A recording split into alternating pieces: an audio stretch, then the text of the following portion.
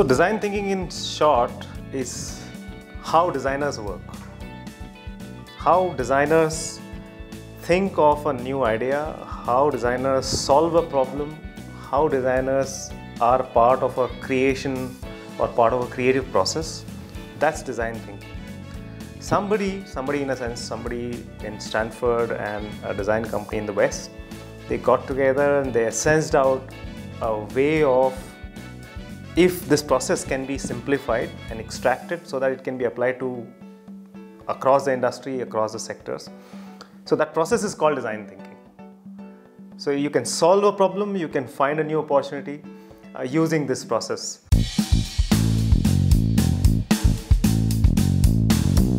It's been around for a few decades now, but it just very recently it has caught on. Where India is discussing, a lot of IT companies are discussing right now, training thousands of people in design thinking.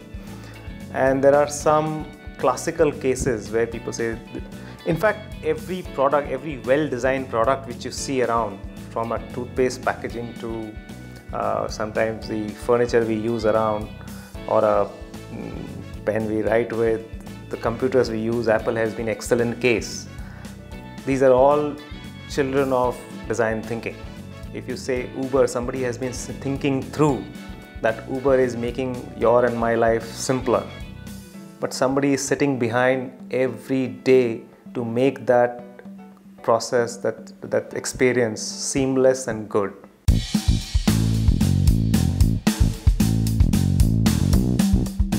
For example, we were recently working on one assignment with a large company in India where they said, how can farmers be brought onto the digital platform? Now this is a service industry. This has nothing to do with products per se. So it's a new service value chain is to be set up. Where will farmers pay money more? One would think that getting farmers online means giving a mobile phone which they already have in their hand, and can they sell their produce in a marketplace themselves instead of any in-betweener. So that's a natural outcome one would think of. Now, using design thinking, we would say that first let's focus on people and empathize with them. We went across India, several states, we met with farmers, we met with the agriculture scientists, we met with the market operators, the local mandi guys, and a whole lot of people. So what did it tell us? It told us several insights, and one of the insights is that the problem of selling their produce is not as big as the problem of planning the produce itself is. So this is like an eye-opener. While the data tells you that if you deploy a digital solution, they'd be able to be more productive and sell their produce easily. But when we go there and we find in the real case that, oh, that's not the real problem. The problem is much bigger in planning, in setting up the produce itself. So this is a classical case where applied design thinking to a situation can completely transform your premises where you start from, where governments are turning to design thinking solutions. In US, for example, how should migration be handled? Or new immigrants should be handled, or post-war rehabilitation, how should it happen?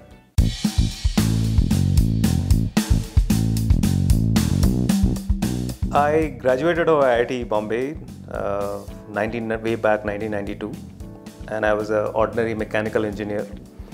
Could have gone the way usually IITians go, could have studied, done MS in US, could have appeared for CAT and done MBA, stuff like this. Or the third line, which IITians nowadays don't take, is the go for IAS and become an IAS officer. But something in me was closer to art, okay, and I wanted to find a common ground where engineering and art can meet. That's the reason I shifted to a different field of study called industrial design, and I joined National Institute of Design. after working for 2 years as an engineer. And that's where I discovered that the whole new world, which is very different from a rational, predictable, precise thinking of engineering. So Onio Design for last 20 years has been focusing on product innovation, product design. And Turian Lab started 2 years back with a broader mandate of innovation consulting and helping bring broader level corporate changes, including at HR level changes or financial strategy level changes. That's where how to play design at the strategy level. That's where the mandate of Turian Lab lies.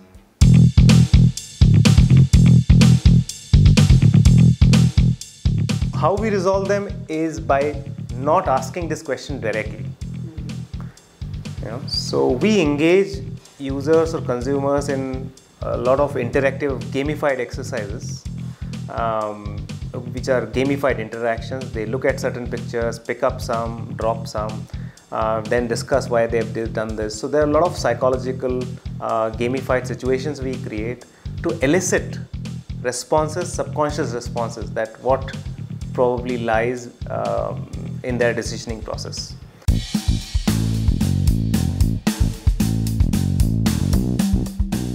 So this exercise, we are trying to figure out what is the new concept of inclusive living which could be for senior citizen. Now the whole question, so what are we doing? We are meeting right now different people in different age brackets and trying to see what their lifestyle right now is, what their aspiration currently is, what their habitat is currently.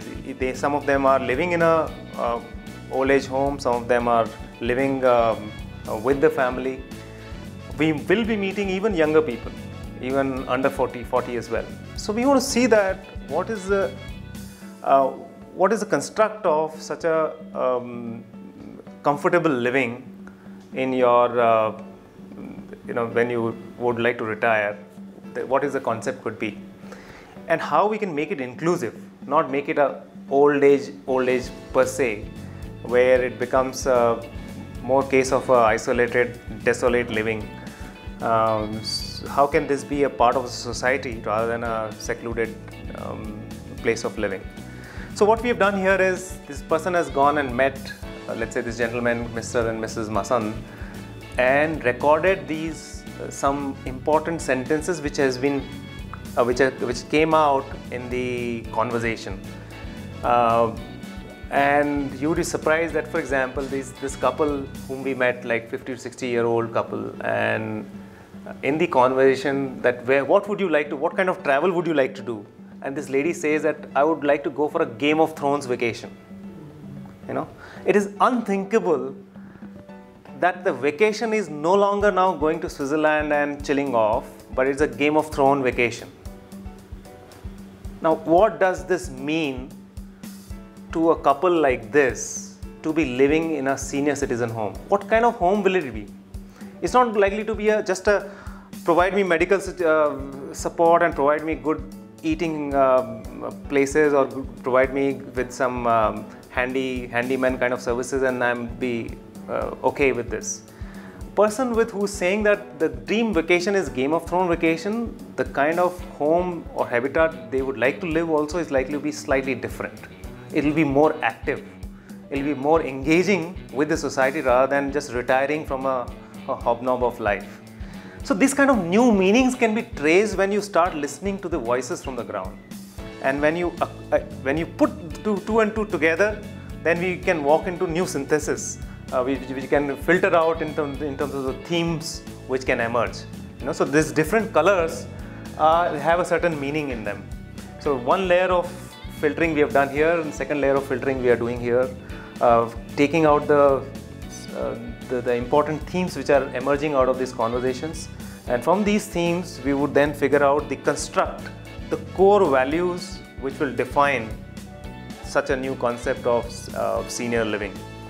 And we would even be questioning whether the only seniors should be living there, or it's open to all kind of mixed society, and what kind of new activities can come in there, apart from what you already know of a standard set, pay this much money and the comfortable living, which many of them are propping up.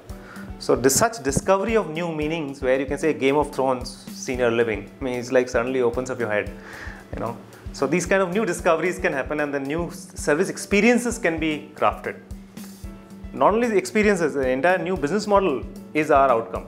So for this client, we would be giving a complete new business model, that how will they make such a inclusive living work? Not I think this way. That doesn't come at all. The user is saying this because, and that's where we get into a situation where whatever we talk or observe with the user, we put it down on paper, which you see these boards kind of things get filled up. We said, don't talk, don't tell me, put it down. The user has something said very important, put it in inverted commas and put it on a post-it note and let everyone else see it. When 5 people in the team, they have done some work and they look at it like this, the mind starts making connections. I would see the other person's work, he would see my work, or what the person I was speaking to, he has said, or my observation on a situation. Right now, what you see here on this board is maybe some interviews which were conducted by our teammate on one of the problems we are solving right now. But it could also be not just what people have said, but my observation on the situation. Like what scientific technological changes which are happening in the world right now. What is market situation evolving right now? Or I could just put it 3-4 different facets of the same situation. But idea is that put them visually on the board.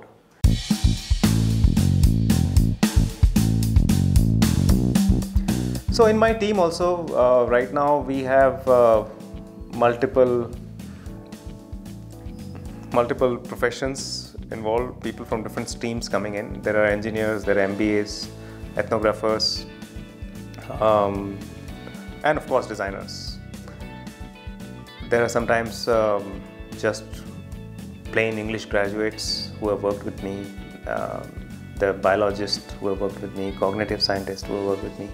So the idea is that this is a field, innovation is a field, or design thinking is a field, which is in a way stream agnostic.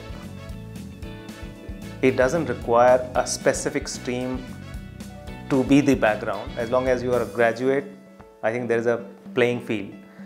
The ability which is required is that can person listen well, can person perceive well, can person synthesize own ideas well, can person express himself using visuals or text or something, some medium well. Yeah, we do some tests are definitely conducted. For example, just showing a picture and what all can he read in the picture. What all does a person see in that picture? Or if this person of this picture was, or maybe 3 pictures given, let's say 3 pictures of kitchen given, of some rural kitchen. Can he pick out the potential opportunity which could emanate out of just looking at the picture for let's say a company like Godrej? So things like this, which are perception and projection.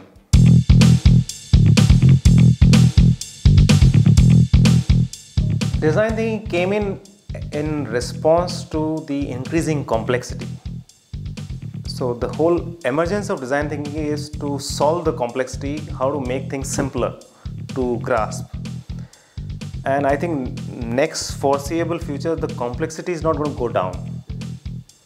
To that extent, design thinking is going to be around forever. But in terms of current form, I see probably a 7-year period, which is, I give it like before it becomes a non-fad. But I guess more integrative thinking will be the bigger domain which is opening up. Systems thinking, integrative thinking, holistic thinking. Now I don't know what name it will take over. We at Turian Labs, we use something called Renaissance Mind as maybe you can say a parallel paradigm, which is probably the next paradigm, which can look at the situation more holistically. For example, one of the problem with the design thinking is it doesn't look into future.